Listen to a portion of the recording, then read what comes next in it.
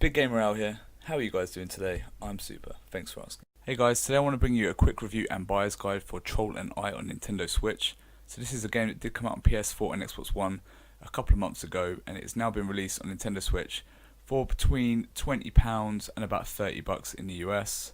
So this is actually a co-op action adventure game where you can play as either a young hunter or a troll. Gameplay is kind of broken down into platforming, light puzzles, a little bit of combat here and there, and it uses a control menu to switch between characters and also give the idle character commands if you're not playing in co-op. So basically the troll is really good at killing enemies, reaching high places and lifting large objects to help solve puzzles for the smaller hunter. The hunter is able to use stealth, ranged combat using spears, and also be able to climb into areas that the troll can't. So the two do complement each other quite well.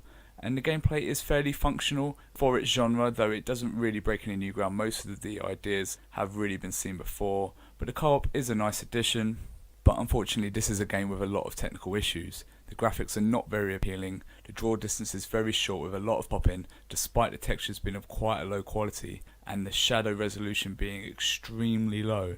It still seems to have real trouble drawing the game's graphics even in quite small areas. This game isn't massively open, it does break the game area down into smaller chunks, yet the game still has trouble making this look attractive. I don't think this is really anything to do with the Nintendo Switch, as the frame rate does seem to hold to 30 most of the time and the resolution of the game does seem to be quite high. Unfortunately that does make the character models, which are of kind of a PS2 to early Xbox 360 quality, stand out quite badly, because at a high resolution like the Nintendo Switch is outputting, it does really make that quite a glaring contrast to the games we're used to playing at the moment. The frame rate, again like I said, it mostly 30 frames per second, but the camera is extremely erratic, and when the camera does hitch and get caught, as it tries to sort itself out, it can create some dips below 30 frames per second. From what I can see, it does seem to chug at these points. Voice acting is also very below par, and the whole story really doesn't really leave you wanting to come back to the game or make you feel like compelled to get through the game. So if you don't really have anyone to play with, I found it much more enjoyable in co-op just because I felt like I had more of a reason to play the game.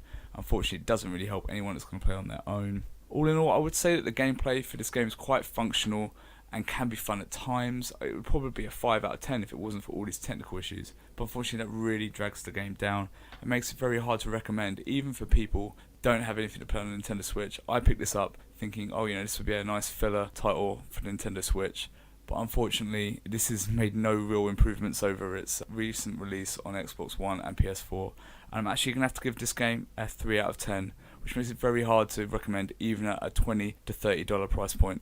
Okay guys, thanks for sticking with me. I hope you enjoyed this review, I hope it was helpful to you. If you want me to bring you more reviews like this, feel free to like, comment and subscribe, and I'll see you next week. Cheers.